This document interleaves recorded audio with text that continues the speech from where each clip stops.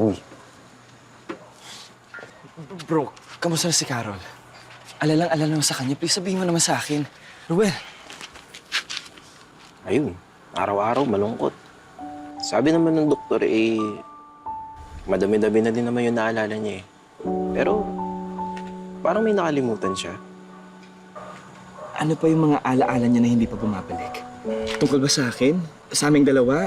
Hindi. Yung nagawa ko ba? Hindi. Naalala ka niya eh. Pero, simula nung mangyari yun, parang nakalimutan niya na maging masaya.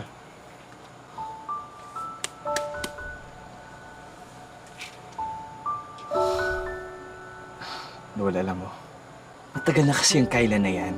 Paulit-ulit ko nang binablock lahat na ginawa ko. Pinapulis ko pa siya para tigilan niya lang ako. Kaya please, tulungan mo muna ako kay Carol. Sige, tutulungan kita. Pero hindi ko to gagawin para sa'yo ah. Para to kay Carol. Ayoko siya nakikitang nagkakaganon eh.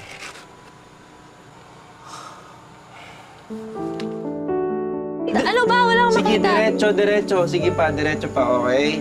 Ayan, oo. Ano ba? Parang may nababangga ako. Wait, ayan. Okay. Yan. Ayan na. Okay na, sige. Wait lang ah. Sige. Okay.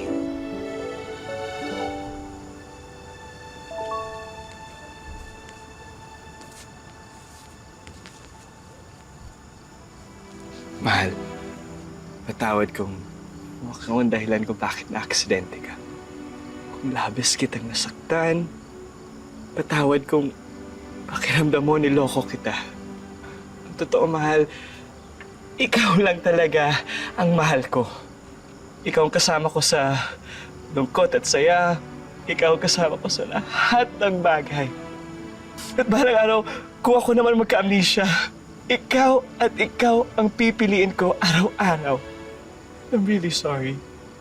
Makalimot man ang utak, pero mahal yung puso ko, ikaw pa rin ang tinitibok. Tinitibok niya ang pangalan mo. Mahal, Carol, I'm really sorry. At kung pagbibigyan mo pa ako ng isang pagkakataon,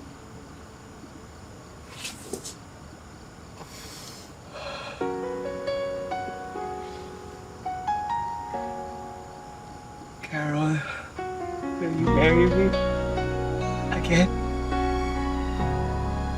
Araw-araw man kita nakakalimutan. Pero araw-araw kang naalala ng puso ko. Kaya yes.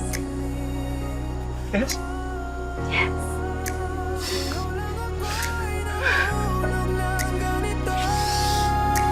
Love you, Mama.